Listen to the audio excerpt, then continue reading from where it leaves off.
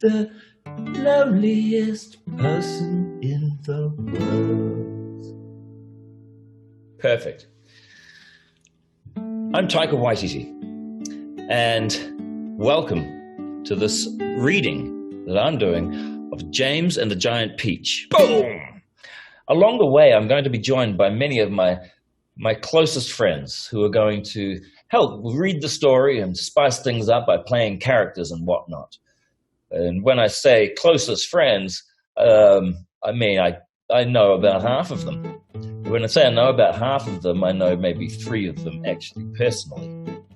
So when I say I'm being joined by friends, I think I just mean celebrities. Oh, hi guys.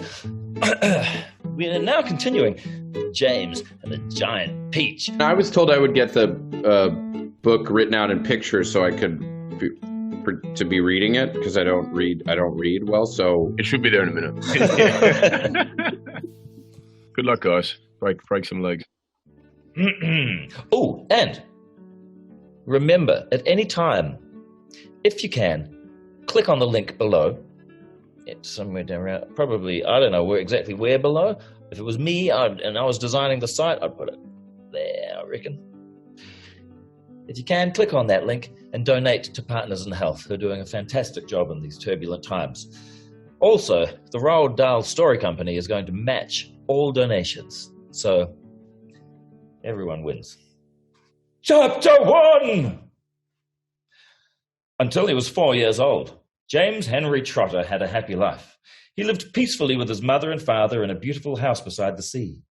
There were always plenty of other children for him to play with. And there was a sandy beach for him to run about on, and the ocean to paddle in. Exactly what the ocean sounds like. It was the perfect life for a small boy. Then, one day, James's mother and father went to London to do some shopping, and there a terrible thing happened. Both of them suddenly got eaten up, in full daylight, mind you, and on a crowded street, by an enormous, angry rhinoceros which had escaped from the London Zoo. Now this, as you can well imagine, was a rather nasty experience for 2 such gentle parents, but in the long run it was far nastier for James than it was for them. Their troubles were all over in a jiffy. They were dead and gone in 35 seconds flat. Poor James, on the other hand, was still very much alive in a vast, unfriendly world.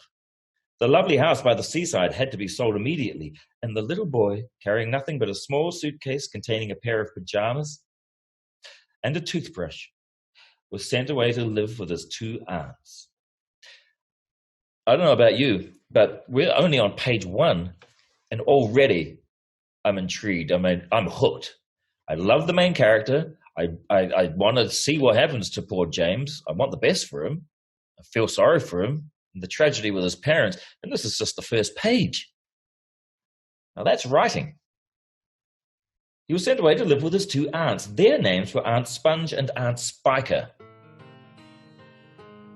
Their names kind of say it all, don't they? I think we all know where this is headed.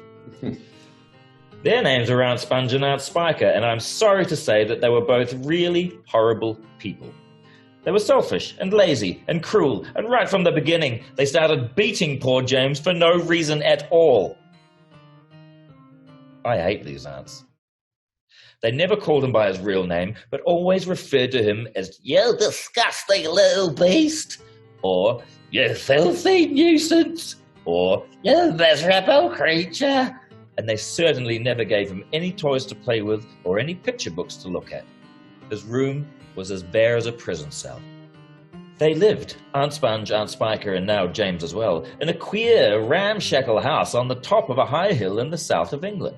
The hill was so high that from almost anywhere in the garden, James could look down and see for miles and miles across the marvelous landscape of woods and fields, and on a very clear day, if he looked in the right direction, he could see a tiny grey dot far away on the horizon, which was the house that he used to live in with his beloved mother and father.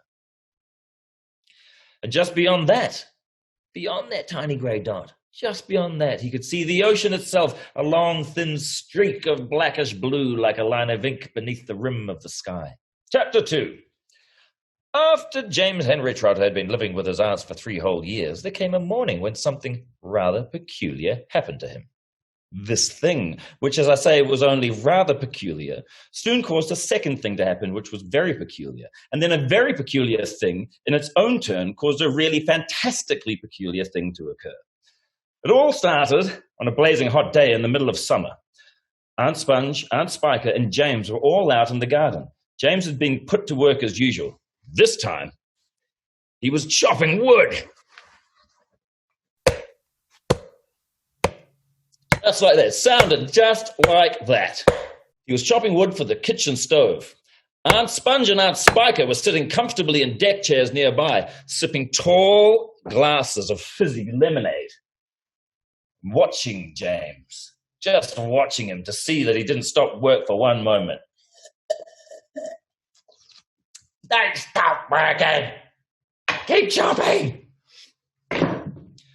Aunt Sponge was enormously fat and very short. She had small piggy eyes, a sunken mouth, and one of those white flabby faces that looked exactly as though it had been boiled. You know the kind. She was like a great white, soggy, overboiled cabbage. Aunt Spiker, on the other hand, was lean and tall and bony. And she wore steel-rimmed spectacles that fixed onto the end of her nose with a clip. She had a screeching voice and long, wet, narrow lips, and whenever she got angry or excited, little flecks of spit would come shooting out of her mouth as she talked. And there they sat, these 2 ghastly hags, sipping their drinks and every now and again screaming at James to chop faster and faster. They also talked about themselves, each one saying how beautiful she thought she was. Aunt Sponge had a long-handled mirror on her lap, and she kept picking it up and gazing at her own hideous face. Ooh, I look and smell as lovely as a rose. Oh, here we go. Oh, just feast your eyes upon my face. Observe my shapely nose. Behold my heavenly silky locks. If I take off both my socks, you'll see my dainty toes. But don't forget how much your tummy shows. Aunt Sponge went red, Aunt Spiker said. My sweet, you cannot win. Behold my gorgeous curvy shape, my teeth, my charming grin. Oh, beauteous me, how I adore my radiant looks, and please ignore the pimple on my chin. Ah, my dear old trout, Aunt Sponge cried out, you're only bones and skin. Such loveliness as I possess can only truly shine in Hollywood. Oh, wouldn't that be fine? I'd capture all the nation's hearts. They'd give me all the leading parts. The stars would all resign. I think you'd make a lovely Frankenstein. Poor James was still slaving away at the chopping block. The heat was terrible. He was sweating all over. His arm was aching. The chopper was a large, blunt thing, far too heavy for a small boy to use. And as he worked, James began thinking about all the other children in the world and what they might be doing at this moment. Some would be riding tricycles in their gardens. Some would be walking in cool woods and picking bunches of wild flowers. And all the little friends whom he used to know would be down by the seaside playing in the wet sand and splashing around in the water. Great tears began oozing out of James's eyes and rolling down his cheeks. He stopped working and leaned against the chopping block, overwhelmed by his own unhappiness. What's the matter with you? Aunt Spiker screeched, glaring at him over the top of her steel spectacles. James began to cry. Stop that immediately and get on with your work, you nasty little beast. Oh, Auntie Sponge and Auntie Spiker, could we all please, just for once, go down to the seaside on the bus? It isn't very far. And I feel so hot and awful and lonely. Why, you lazy good-for-nothing brute. Beat him! Beat him! I certainly will. Aunt Spiker snapped. She glared at James, and James looked back at her with large, frightened eyes. I shall beat you later on in the day when I don't feel so hot. And now get out of my sight, you disgusting little worm, and give me some peace. James turned and ran. He ran off as fast as he could to the far end of the garden and hid himself behind that clump of dirty old laurel bushes that we mentioned earlier on. Then he covered his face with his hands and began to cry and cry. Chapter 3! It was at this point that the first thing of all, the rather peculiar thing that led to so many other much more peculiar things, happened to him. For suddenly, just behind him, James heard a rustling of leaves. He turned around and saw an old man in a funny dark green suit emerging from the bushes. He was a very old man. He was a very small man. He was a small man. He was a very small old man. But he had a huge bald head and a face that was covered all over with bristly black whiskers. He stopped when he was about 3 yards away, and he stood there leaning on his stick and staring hard at James. When he spoke, his voice was very slow and creaky. "Come closer to me, little boy," he said, beckoning to James with a finger. "Come right up close to me and I will show you something wonderful." James was too frightened to move, so the old man hobbled a step or two nearer, and then he put a hand into the pocket of his jacket and took out a small white paper bag. "You see this?" he whispered, waving the bag gently to and fro in front of James's face. "You know what this is, my dear? You know what's inside this little bag?" Then he came nearer still, leaning forward, pushing his face so close to James that James could feel breath blowing on his cheeks. The breath smelled musty and stale and slightly mildewed, like air in an old cellar. "Take a look, my dear," he said, opening the bag and tilting it towards James. Inside it, James could see a mass of tiny green things that looked like little stones or crystals, each one about the size of a grain of rice.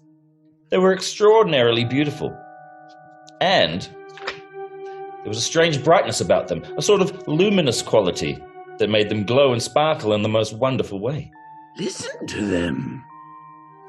Listen to them move." James stared into the bag. As he opened the bag, stared in. And sure enough, there was a faint rustling sound coming up from inside it. And then he noticed that all the thousands of little green things were slowly, very slowly stirring about and moving over each other as though they were alive.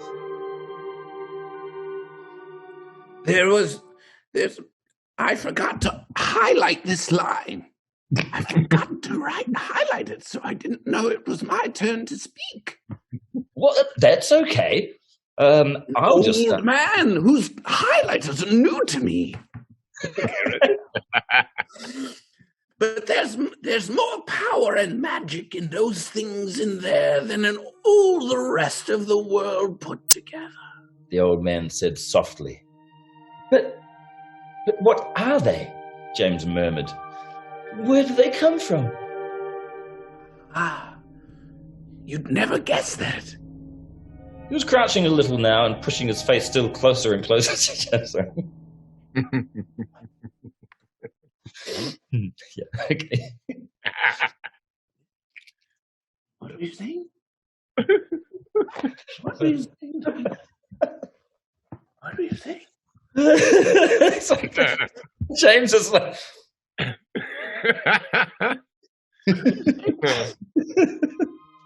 He was crouching a little now and pushing his face still closer and closer to James until the tip of his long nose was actually touching the skin on James's forehead.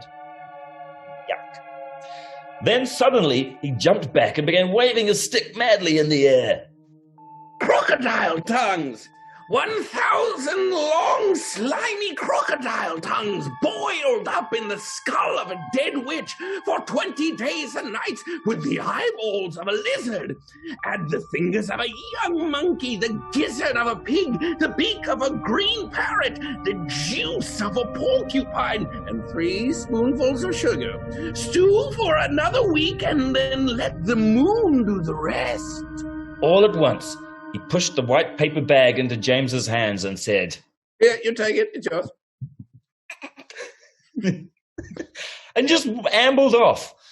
And no one questioned, especially not James, why this man thought these were so special and just randomly just gave them to a kid. Chapter 4. James Henry Trotter stood there clutching the bag and staring at the old man. "And now all you've got to do is this. take a large jug of water, pour all the little green things into them, then very slowly, one by one, add 10 hairs from your own head. That sets them off. It gets them going. In a couple of minutes, the water will begin to froth and bubble furiously, and as soon as that happens, you must quickly drink it all down, the whole jug for one gulp. And then, my dear, you will feel it churning and boiling in your stomach, and steam will soon be coming out of your mouth, and then immediately after that, marvelous things will start happening to you. Fabulous, unbelievable things. And you will never be miserable again in your life, because you are miserable, aren't you? You needn't tell me. I know all about it. Now, off you go and do exactly as I say, and don't whisper a word of this to those two horrible ants of yours. Not a word. And don't let those green things in there get away from you either, because if they do escape, then they will be working their magic upon somebody else instead of upon you. And that isn't what you want at all, is it, my dear? Whoever they meet first, be it bug, insect, animal, or tree, that will be the one who gets the full power of their magic. So hold that bag tight. Don't tear the paper off. You go. Hurry up. Don't wait. Now's the time. Hurry. And with that, the old man turned away and disappeared into the bushes.